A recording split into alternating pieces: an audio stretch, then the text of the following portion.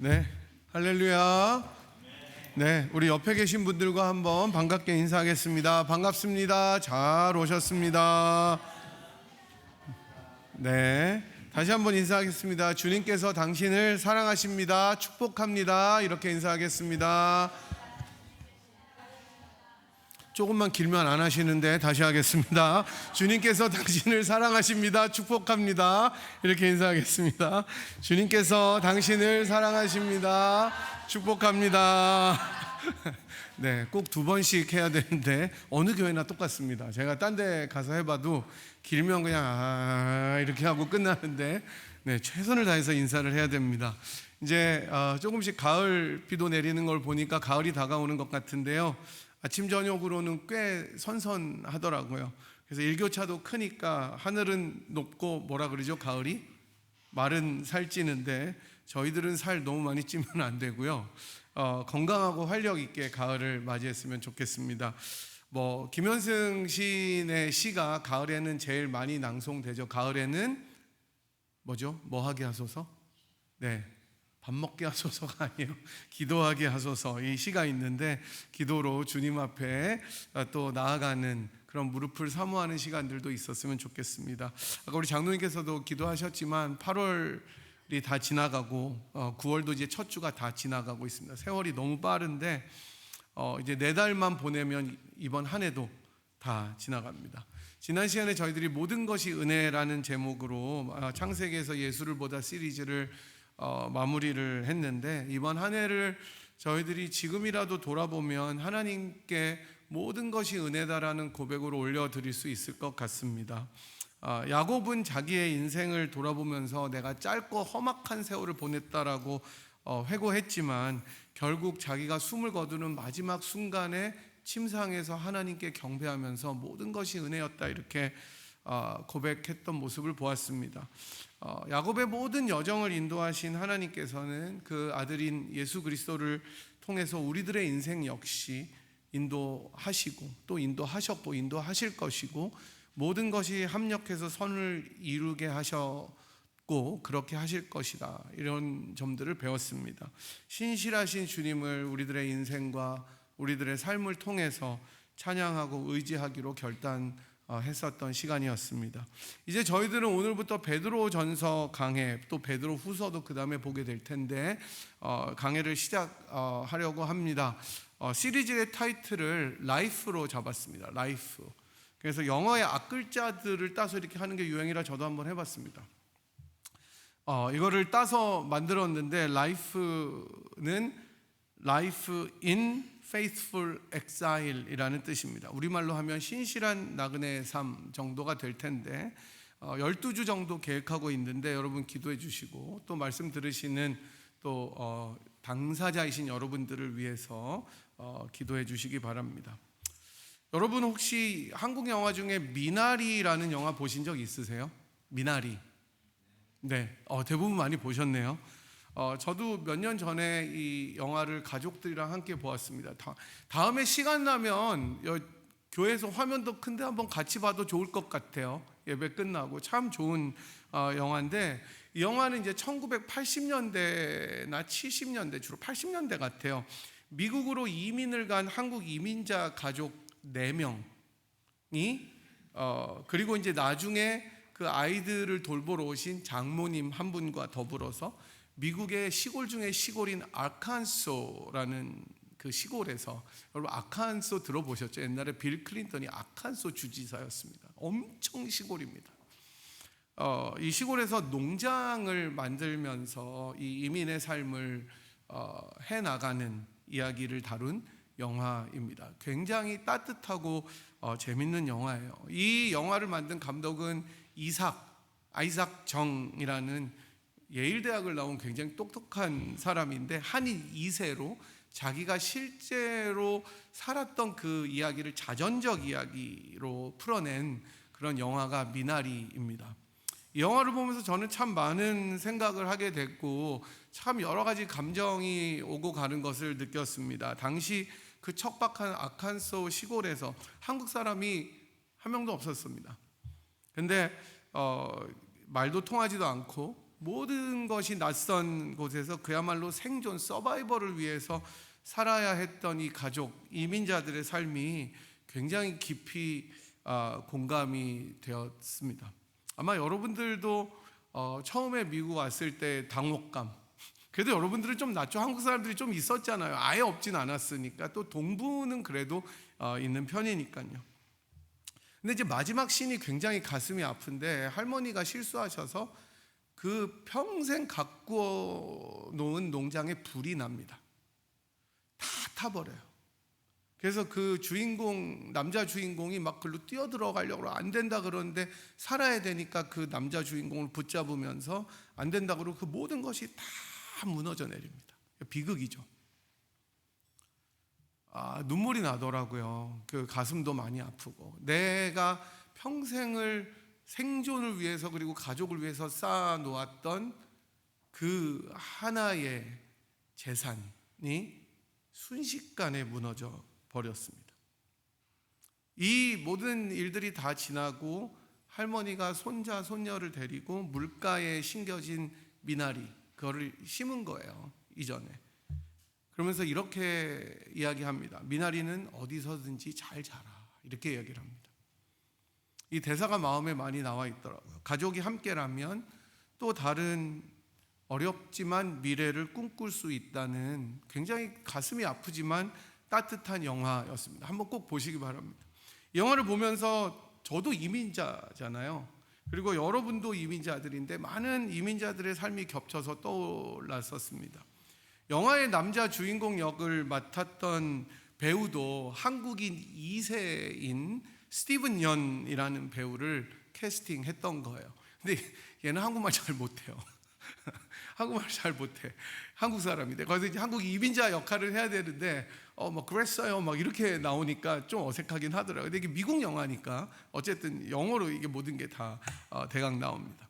근데 스티븐 연은 나중에 이제 한국에 와서 한 어떤 인터뷰를 하게 되는데 이렇게 이야기를 하더라고요. 미국에서는 동양인을 미국인으로 봐주질 않는다는 거예요. 그러니까 아무리 오래 살아도, 심지어 거기서 태어나도 미국인이 아니라고 생각한다, 이렇게 인터뷰를. 이게 직접 2세 배우, 그러니까 굉장히 메인라인에 들어가 있는 한국인 2세인데도 그렇게 생각이 되는 거예요. 그러면서 그런데 한국에 오니 내 얼굴과 같은 사람들이 많다는 거예요. 똑같은 사람들이 많은 거죠. 그러면 압박이 없어지고 불안감이 사라진다, 이렇게 인터뷰를 했습니다.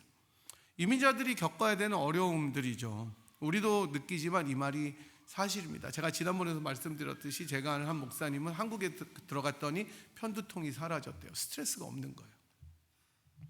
이 어쨌든 미나리라는 영화가 주는 메시지는 낯선 땅에서 외지인으로, 이방인으로 살아가는 게 얼마나 힘든 일인지를 보여주는 동시에 그 안에 희망이 있고 가족과 함께라면 모든 것들이 그래도 희망으로 변할 수 있다라는 그런 메시지였습니다. 우리들의 이민자들의 삶과도 굉장히 똑같기 때문에 참 많은 것들을 느낄 수 있었습니다. 오늘 저희가 시작하는 베드로 전서는 편지를 받는 수신자들을 이러한 이민자로 소개하고 있습니다. 1절을 보면 편지를 보내는 발신자인 예수 그리스도의 사도 베드로는 본도, 갈라디아, 갑바도기아, 아시아와 비두니아에 흩어진 나그네에게 편지한다, 이렇게 이야기합니다. 1절에 나열된 여러 지역들은 소아시아 지역이라고 불리는데요, 영어로는 아시아 마이너라고 이야기를 합니다. 지금의 튀르키예, 그러니까 터키 지역을 뜻합니다. 그쪽에 다 흩어져서 살았었어요. 이렇게 소아시아의 여러 지역에 흩어진 사람들에게 베드로가 편지하고 있는 것입니다. 중요한 사실은 베드로는 이 흩어진 사람들을 뭐라고 부르냐면, 뭐라고 부르죠? 흩어진 뭐라고요? 나그네라고 부릅니다. 이 나그네라는 표현이, 이 헬라어가 오늘 본문뿐만 아니라 베드로 전서 전체를 이해하는데 굉장히 중요한 핵심 개념이고 열쇠라고 보시면 되겠습니다. 이 1절에 사용된 나그네라는 말은 정말 여러 의미로 그 번역되어서 사용이 되었습니다. 우리가 지금 읽고 사용하는 이 한글 개역 개정판은 그냥 나그네로 번역했고, 대부분의 한글 번역본은 그냥 다 나그네라고 사용을 합니다. 그래서 웬만한 번역본을 여러분이 인터넷에서 찾아보시거나 살펴보아도 이 표현은 다 나그네밖에 거의 없습니다. 하지만 영어 성경 번역본들을 살펴보면 정말 다양하게 번역이 되었다는 것을 우리들이 알 수가 있습니다. 여러분 이제 화면을 보시면 나올 텐데, 제가 주로 읽은 ESV, 저는 이제 ESV를 읽는데 여러분이 가지고 계신 NIV랑도 굉장히 비슷합니다. 그리고 뭐 NRSV 저기 나오듯이 대다수 영어 번역본들은 exile이라는 그 영어 단어를 사용합니다. 이 뜻은 뭐냐면 이게 포로기, 원래 유배를 뜻하는 거예요. 그래 엑사일이 원래는 바벨론 유수할 때 그 포로들을 이야기하기 때문에 추방자라든지 또는 유배자라든지 망명자라든지 심지어 포로를 의미하기도 합니다. 이렇게 액티브하게 번역을 했어요. 그래서 많은 영어 번역들이 이 뜻을 택하는 거죠. 그런데 이제 미국 사람들이 많이 보는 좀 더 오래된 성경인 킹 제임스 버전은 stranger라고 이야기를 합니다. 그러니까 이방인이죠. 낯선 외지인이라고 번역을 했습니다. 그리고 이제 한국의 김형국 목사님이란 분이 최근에 베드로전서 강해집을 냈는데 임시 체류자라는 표현을 썼는데 저는 굉장히 괜찮은 번역이라고 생각을 합니다. 그래서 그 정리를 하면 저기 나오듯이 추방자, 유배자, 망명자, 포로일 수도 있고, 그 다음에 이방인일 수도 있고, 임시 체류자라고 이렇게 많이 그 뜻이 다양하게 소개가 됩니다. 그래서 이 보다 정확한 이해를 위해서는 사실은 나그네를 이해하기 위해서는 그 앞에 흩어진을 보셔야 되는 것이 중요합니다. 우리가 앞서 읽었듯이 소아시아 지역 모든 곳으로 흩어져 나그네들이 되었기 때문이라고 이야기하고, 이것이 베드로전서의 독자들의 상황이고 배경이 되기 때문입니다. 그러면 이 나그네들은 도대체 왜 흩어졌을까요? 그러니까 우리는 이제 그냥 나그네라고 얘기를 하겠지만 여러분들이 이제 나그네가 어떤 의미인지를 대강 좀 그 눈치는 채셨을 것 같습니다. 그러니까 이 베드로전서는 전통적으로 보면 베드로가 순교하기 직전에, 우리가 보면 뭐 베드로가 예수님이 십자가에 못 박혀 돌아가셨는데 내가 어떻게 똑같이 죽겠냐 그래서 십자가에 거꾸로 매달라서 죽음을 당했다, 뭐 이런 전승들이 내려오는데, 어쨌든 베드로가 순교하기 직전인 주후 62년에서 64년경에 기록되었다고 전해집니다. 그 당시에 로마의 황제는 누구였냐면 여러분이 잘 아시는 네로, 검은 고양이가 아니고 사람 네로입니다. 우리가 네로 황제라고 하면 사실은 폭군의 대명사죠. 우리나라의 연산군처럼. 근데 사실 이 베드로 전서를 썼던 시기는 이 네로가 officially, 그 다음에 공식적으로 막 제도화된 박해가 시작된 때는 아니었습니다. 그거는 좀 더 이후였습니다. 네로 치세에 이 사람이 너무 폭군이니까 정세가 불안정했어요. 그리고 사회적 분위기도 안 좋았고, 그 다음에 기독교인들에 대해서 여러 오해와 잘못된 소문이 많이 돌았습니다. 그래서 어느 문헌에 보면 이 기독교인들은 근친상간을 하는 아주 불량한 집단이다라고 생각이 됐어요. 왜냐하면 서로 형제 자매라고 부르는데 같이 살아. 남편이랑 아내예요. 그러니까 이런 오해들이 있었어요. 그리고 성찬을 할 때 내 피와 살을 마신다니까 식인의 풍습이 있었다고 오해를 받았습니다. 그러니까 사회에서 그리스도인들은 정말 이상한 집단인 거예요. 이런 이유 때문에 그리스도인들은 지역사회에서 이 로컬에서 발생하는 막 명예를 훼손당한다든지 중상모략을 당한다든지, 심지어 그런 것 때문에 경제적으로 왕따가 된다든지 종교적인 오해를 받게 되었습니다. 어쩔 수 없었어요. 그리스도인들은 이런 이방 종교를 믿는 이상한 집단으로 여겨져서 주변에서 차별을 받게 됩니다. 이게 아주 유력한 가설입니다. 제가 얼마 전에 인터넷에서 한 글을 보았는데, 미국에 한 30년 전 정도에 이민 온 분이, 지금은 30년 하면 1990년이 훨씬 더 전이겠네요. 그러니까 몇십 년 전에 오신 분이 얘기한 거예요. 자기가 어렸을 때 떡볶이를 먹는 거를 미국 사람들이 보면 전부 다 에어 이랬대요. 어떻게 그런 음식을 먹냐? 미끌미끌하죠? 맵죠? 질기죠? 미국 사람들 안 먹는 모든 요소를 갖춘 게 떡볶이예요. 그러니까 미국 사람들이 제일 싫어하는 게 떡볶이라는 거죠, 이 사람 말은. 그래서 그거를 어쩌다가 먹으면 친한 친구들도 다 놀렸다는 거예요. 손가락질하면서 막 이러고. 근데 이제 한국이 국력이 강해지고 K 문화가 자리 잡고 확장되니까 그랬던 인간들이요, 떡볶이를 사려고 줄을 쓰더라는 거예요. 예?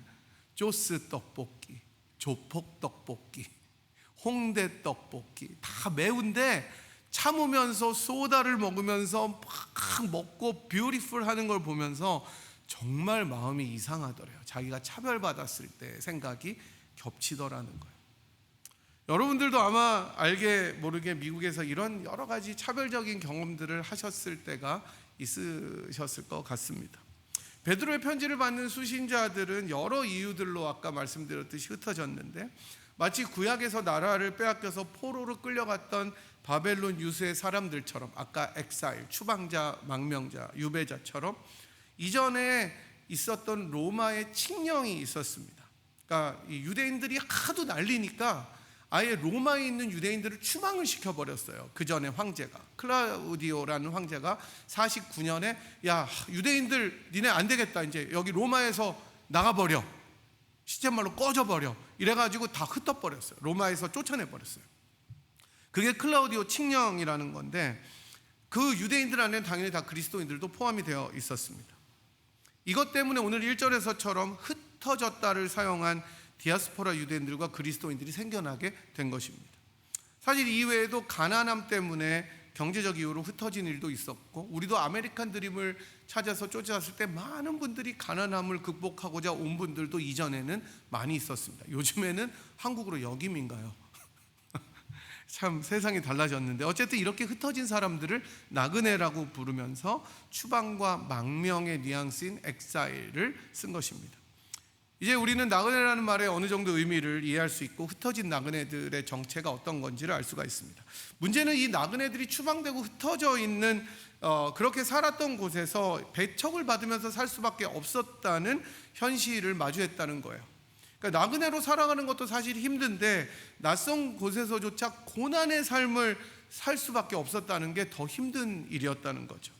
당시 이 소아시아 지역에 있는 사람들은 로마의 지배 아래 있었기 때문에 그 지배 아래 살아가는 그리스도인들은 낯선 곳에서 살고 그곳에서 받는 압력과 어려움을 견디면서 살아야 됐습니다. 말씀드린 것처럼 뭐 육체적이거나 막 물리적인 박해나 핍박은 없었더라도 주위의 따가운 눈총과 오해와 멸시 등을 견디면서 어려움 속에서 매일매일을 살아야 돼요.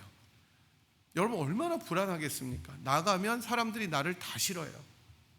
나가면은 다 오해해요. 나가면은 다 나를 피해요.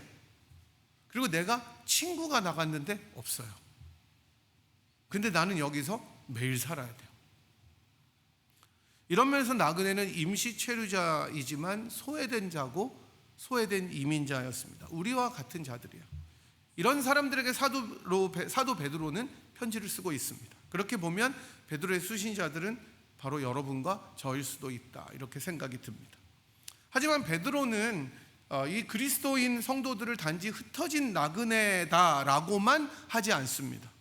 우리말 성경에는 순서가 뒤에 나오지만 원문과 영어 성경에는 택하심을 받은 나그네, those who are elect exile, 이렇게 나옵니다. 그러니까 흩어진 나그네들인데 택하심을 받은 흩어진 나그네들이라는 거예요.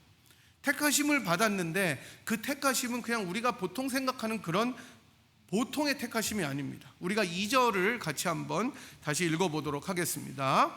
곧 하나님 아버지의 미리 아심을 따라 성령이 거룩하게 하심으로 순종함과 예수 그리스도의 피 뿌림을 얻기 위하여 택하심을 받은 자들에게 편지하노니 은혜와 평강이 너희에게 더욱 많을지어다. 그냥 택하심을 받은 것이 아니라 하나님 아버지의 미리 아심을 따라 택하심을 받았다는 거예요. 여러분 혹시 스포츠를 좋아하시면 드래프트를 보신 적이 있는지 모르겠습니다. 해마다 모든 스포츠에서 새로운 루키, 신인을 선발하는 제도를 드래프트라고 이야기를 합니다. 특별히 미국은 이 프로 스포츠가 너무 발달해서 우리 이글스도 목요일 날 겨우 이기긴 했지만 이겼죠. 풋볼 시즌이 시작되었습니다. 이 드래프트는 큰 행사들 가운데 하나입니다. 저는 이 드래프트를 보는 것을 즐겨하는데 감동이 있기 때문에 그래요. 어렵게 운동하고 정말 가난하게 몸과 재능으로만 달려왔던 특별히 그 흑인들이 더 많잖아요. 이 아이들이 고등학교나 대학교 1학년쯤 가서 프로팀에 선발될 때 그 순간이 얼마나 감격적인지 모릅니다. 거기 엄마랑 아버지가 최대한 잘 꾸미고 나와요. 빚을 내서라도 그렇게 꾸미고 나오는데도 그렇게 촌스러울 수가 없어요. 못 사니까. 이 사람들이 나중에 한 10년 있다가 그 관중석에 앉아서 볼 때는 무슨 갑부예요. 너무 세련돼 있어요. 근데 그 드래프트에 아들이나 딸들을 데리고 나와서 자기 아들, 딸이 선발되었으면 좋겠다고 그 테이블에 다 초대돼서 앉아있을 때 보면 그렇게 촌스러울 수가 없어요. 그러니까 풋볼은 선수가 많으니까 한 200명 뽑아요. 전국에 몇만 명에서. 근데 농구는 겨우 그 중에서 몇 명을 선발하냐? 60명 선발합니다. 수만 명 중에 여기에 드는 선수들은 그때부터 인생이 펴는 거예요. 그래서 이름이 불리기까지 초조하고 애타는 마음으로 모든 가족들이랑 기다리고 있다가 이름이 불리면 주변에서도 다 박수를 쳐주는 거예요. 막 울고 그 앞에 나와서 지명 그 모자를 쓸 때까지 굉장히 오래 걸려요. 나올 때 막 너무 감격해서. 그리고 인터뷰할 때 인터뷰를 못해요. 막 우느라고. 지금까지 함께 걸어왔던 가족들과 간격 속에 기쁨을 나누는 겁니다. 이렇게 선택돼서 선발되는 건 진짜 하늘의 별 따기예요. 60명 뽑으니까. 이런 선수들을 지명하기 위해서 모든 프로팀들은 드래프트 전에 선수들을 다 테스트해봐요. 연구하고. 그래서 가장 적합한 선수를 선택합니다. 미리 아는 거예요. 엄격한 절차로 미리 아는 거예요. 오늘 본문에서 하나님의 미리 아심을 따라 택하심을 받았다는 게 사실은 이 드래프트에서 선발되는 것과 비슷하지만 비교할 수 없이 훨씬 더 크고 위대한 일입니다. 그 수많은 사람들 가운데 주님께서 왜 여러분을 선택하셨습니까? 왜 나를 선택하셨습니까? 몰라요. 그냥 은혜예요. 그게 복음이에요. 하나님의 일방적인 은혜고 하나님의 일방적인 호의, 페이버예요. 여러분, 그게 복음이라고 성경은 이야기합니다. 하나님께서 이스라엘을 선택하신 이유처럼 그렇게 우리들을 선택하신 거예요. 신명기 7장 7절에서 9절은 이렇게 이야기하는데 저희들 한번 같이 읽어보도록 하겠습니다. 너는 여호와 내 하나님의 성민이라. 내 하나님 여호와께서 지상 만민 중에 너를 자기 기업의 백성으로 택하셨나니 여호와께서 너희를 기뻐하시고 너희를 택하심은 너희가 다른 민족보다 수요가 많기 때문이 아니니라. 너희는 오히려 모든 민족 중에 가장 적으니라. 여호와께서 다만 너희를 사랑하심으로 말미암아 또는 너희의 조상들에게 하신 맹세를 지키려 하심으로 말미암아 자기의 권능의 손으로 너희를 인도하여 내시되 너희를 그종 되었던 집에서 애굽 왕 바로의 손에서 속량하셨나니. 하나님께서 자기의 백성 이스라엘을 택하신 것, 성민, 거룩한 백성으로 부르신 것은 다른 이유 때문이 아니에요. 그냥 뭐예요? 사랑하시기 때문에. 왜 사랑하셨냐고요? 몰라요. 새 이스라엘인 역시 하나님께서 우리들을 그것보다 더 심하게 선택하셨습니다. 왜냐하면 더 놀라운 일은 성령의 거룩하게 하신 가운데 선택하셨기 때문입니다. 여러분, 성도는 그래서 여러분들은 거룩한 사람들이에요.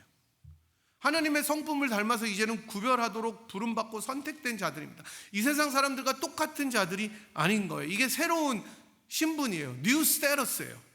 진짜 신분이에요. 이 땅에서는 비록 우리들이 임시체류자고 추방자고 망명자로 불리지만 실제로는 하나님 앞에서 거룩하고 거룩한 무리들이 되기 때문입니다. 하나님이 직접 선택하시고 부르시고 거룩하게 하신 자들이 여러분과 저라는 거예요.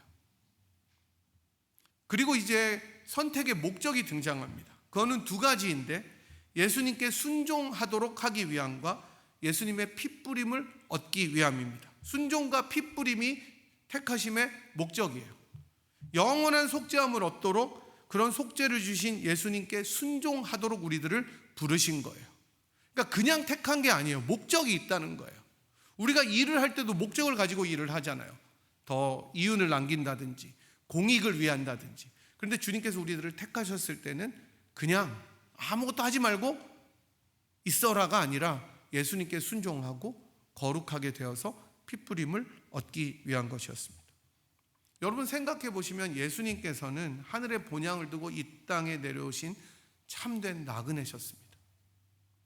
사람들에게 배척당하셨어요. 성 밖에서 고난당하셨어요.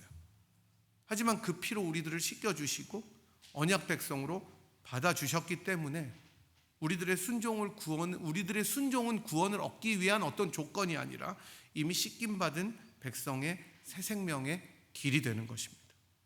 여러분 이게 얼마나 놀라운 일이에요. 창세전에 우리들을 이미 아시고 그 수많은 사람 중에 우리들을 붙잡으셔서 예수 믿게 하시고 거룩하게 하시고 그리스도의 보혈을 의지해서 순종해 하시려는 하나님의 계획 안에 있는 사람들이 바로 본문의 나그네요 저와 여러분인 것입니다. 이렇게 택하심을 받은 나그네들에게 베드로가 지금 편지하는 거예요. 이 사람들이 오늘 하루하루 살아가면서 나는 너무 힘들어, 나는 너무 고대라고 이야기하지만 너희들은 그런 사람들이 아니다라고 편지하기 위해서 제일 먼저 이 사람들의 정체성을 이야기해 줍니다. 세상의 눈으로 보면 정말 볼품없이 추방을 당해서 살아가고 사회 눈 밖에서는 아웃사이더처럼 보이고 변변치 않은 것처럼 보이지만 이들의 실제 신분과 실제 위치는 가장 고귀한 자들로 하나님께서 인정하셨다는 것입니다. 그래서 스바냐 3장 17절은 자기 백성들을 향한 하나님의 사랑의 노래, 사랑의 세레나데를 이렇게 부르고 있습니다. 같이 한번 읽어보겠습니다. 시작. 너의 하나님 여호와가 너희 가운데에 계시니 그는 구원을 베푸실 전능자이시라. 그가 너로 말미암아 기쁨을 이기지 못하시며 너를 잠잠히 사랑하시며 너로 말미암아 즐거이 부르며 기뻐하시리라 하리라. 여러분 세상에서 보면 다 누가 여러분들을 이렇게 이야기하겠습니까? 그러나 하나님은 여러분들을 이렇게 생각하십니다. 여러분으로 말미암아 기쁨을 이기지 못하시고 여러분이 손자 손녀 보시면 기쁨을 이기지 못하시잖아요. 다 퍼줘야 되잖아요. 그것보다 더 우리들을 기쁘게 여기시고 잠잠히 사랑하시고 어느 때나 잠잠히 사랑하시고 여러분을 인하여 즐거이 부르며 기뻐하시는 분이 우리 하나님이 되신다는 것을 기억하시기 바랍니다. 이제 본문에서 마지막으로 한 가지 더 주목할 사실은 하나님께서 우리들을 선택하신 일은 구원에만 한정되어 있지 않다는 사실입니다. 무슨 말이냐면 물론 가장 중요한 것이 우리들을 죄악에서 건지기 위해서 구원하시기 위해서 선택하신 것이지만 좀 더 넓게 본다면 이 땅 가운데 나그네로 살아갈 수 있도록 택하시고 부르셨다고 생각할 수 있습니다. 어쩌면 너무 당연한 일이에요. 왜냐하면 예수님 안에서 하나님의 자녀로 부름을 받은 사람들은 영원한 본향이 이 땅이 아니라 하늘나라이기 때문입니다. 그래서 이 땅을 살아가는 성도들은 지난 시간에 우리가 야곱의 고백을 통해 들었던 것처럼 영원한 나그네로 짧고 험악한 세월을 살아가게 될 수밖에 없습니다. 이런 이유 때문에 하나님의 선택은 구원과 더불어서 우리들을 나그네로 이 땅에 거하시도록 선택하신 거예요. 그러니 여러분께서 내가 내 의지대로 혹은 내가 원하지 않았는데도 이렇게 산다고 말할 수가 없는 거예요. 이게 너무 중요한 것 같아요. 이 모든 것이 하나님의 경륜과 역사이기 때문에 그렇습니다. 오늘 우리가 아까 처음 불렀고 이제 부르게 될 찬양 가사 가운데 내가 이 자리에 선 것도 주의 크신 은혜라. 내 뜻대로 모든 것을 정한 것 같지만 또는 내가 원하지 않았는데 이 자리에 있는 것 같을지라도 그렇지 않아요, 여러분. 이 모든 것이 주님의 택하심과 은혜 가운데 인도함을 받고 이루어진 것임을 믿으시기 바랍니다. 그래서 우리들은 감사해야 돼요. 이 모든 것이 하나님의 부르심이고 하나님의 부르심에는 결코 후회하심이 없기 때문입니다. 여기서 한 걸음 더 나아가면 단지 우리가 처한 상황을 감사함으로 받는 것을 넘어설 수 있습니다. 예수님께서 나그네가 되셔서 버려지심으로 우리가 받아들여지게 되었고, 예수님께서 흩어지심으로 우리가 모이게 되었습니다. 이제 우리는 그렇기 때문에 흩어진 사람들이 아니라 복음을 들고 흩어져 가는 보냄받은 사람이 되는 것입니다. 아버지께서 아들을 보내주신 것처럼 우리도 이 땅 필라델피아라는 곳에 보내심을 받은 사람들이라는 인식을 가지고 살아야 되는 것입니다. 그러므로 사랑하는 여러분, 우리가 세상의 눈에 보이기에는 어쩌면 그냥 흩어져서 살아가는 나그네일 뿐입니다. 이민자로, 외국인으로, 아웃사이더로 보일 때도 많이 있을 거예요. 그러나 말씀은 분명히 선포합니다.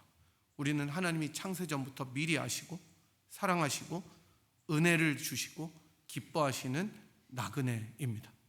세상은 우리를 버려진 자라고 부를지 모르지만 하나님은 우리를 택한 자라고 부르십니다. 세상은 우리를 추방된 자라고 말할지 모르지만 하나님은 우리를 거룩한 백성이라고 부르십니다. 오늘 우리가 고백해야 될 것은 분명합니다. 나는 그냥 나그네가 아니라 선택받은 나그네다. 이 정체성을 붙들 때 우리는 고난 가운데서도 흔들리지 않을 것입니다. 외로움 속에서도 절망하지 않을 것입니다. 왜냐하면 나를 아시고 나를 부르신 분은 후회함이 없으시고 결코 나를 떠나지 않는 하나님이 되시기 때문입니다.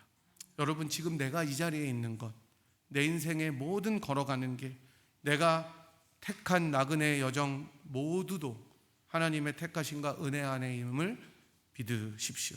그리고 감사하고 담대하십시오. 순종하시고 인도함을 받으십시오. 이제 우리 일어나셔서 함께 주님 앞에 고백하며 찬양했으면 좋겠습니다. 내가 이 자리에 선 것도 주의 크신 은혜라. 하나님의 부르심에는 후회하심이 없다는 이 찬양, 주님 앞에 찬양하면서 우리들의 삶을 주님 앞에 드렸으면 좋겠습니다.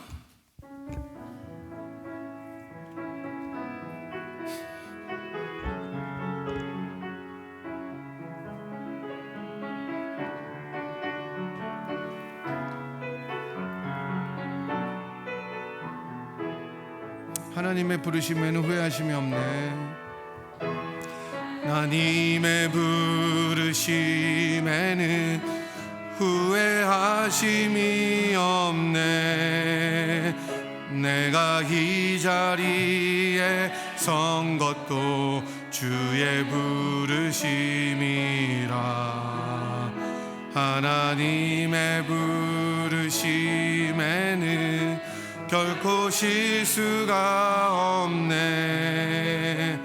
나를 부르신 그 하나님의 신실하심을 믿네. 나를 부르신 뜻을, 작은 나를 부르신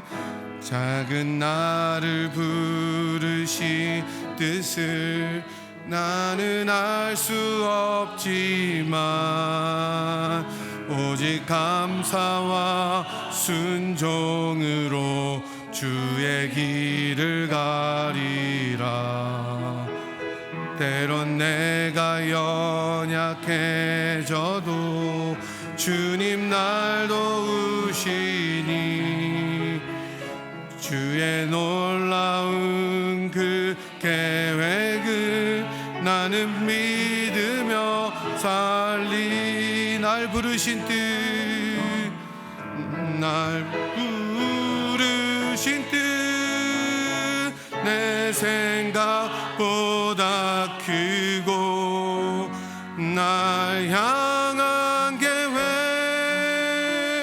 나의 지혜로 측량 못하나 가장 좋은 길로 가장 완전한 길로 오늘도 날 이끄심 믿네. 처음부터 한 번 더 찬양합니다. 하나님의 부르심에는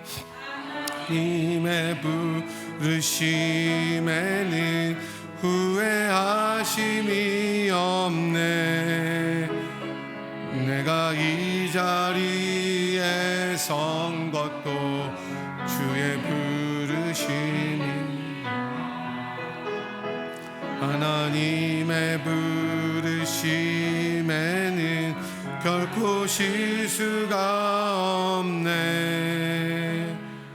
날 부르신 하나님의 신실하심을 믿네. 작은 나를 부르신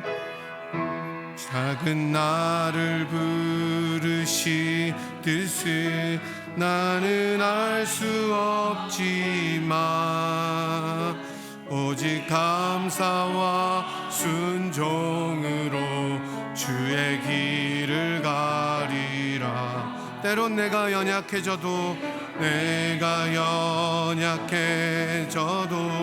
주님 날 도우시니 주의 놀라운 그 계획을 나는 믿으며 살리. 그 계획을 나는 믿으며 살리. 날 부르신 뜻 내 생각보다 크고 날 향한 계획 나의 지혜로 증량 못하나. 가장 좋은 길로 가장 완전한 길로 오늘도 날 이끄심 믿네. 날 부르신 듯 내 생각보다 크고. 한 번 더 찬양할게요. 날 부르신 뜻 내 생각보다 크고 날 향한 계획 나의 지혜로 측량 못하나. 가장 좋은 길로 가장 완전한 길로 오늘도 나 이끄심 믿네. 신실하신 주를 찬양해. 신실하신 주를 찬양.